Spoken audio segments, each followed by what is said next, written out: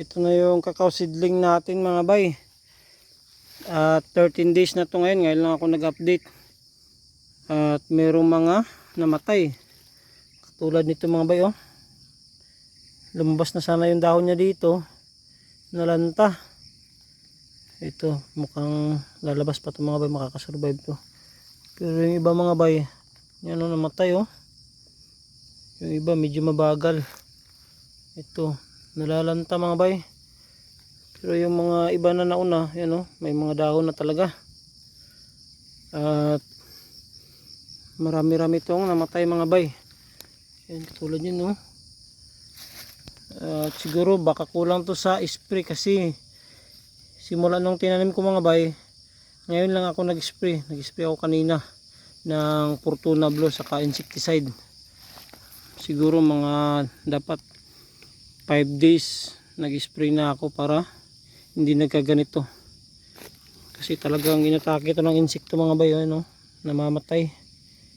Araw-araw naman ako nagdidilig. At yun pala siguro yung kulang sa ginawa natin dito sa ating cacao seedling. Punta natin yung kabila mga bay. Ito yung dito sa kabila mga bay, yung dinirect ko na sa lupa na hindi nakalagay sa bagging. Yan, medyo malaki na itong isa, pero yung iba wala talaga mga bay, mabagal ng paglaki nila.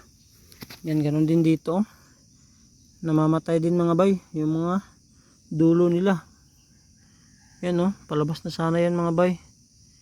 Yan, namamatay. Ito, baka tutuloy pa ito mga bay. Ito, iwan ko lang dito. Ganun yung nangyayari dito sa kakao natin na sinidling.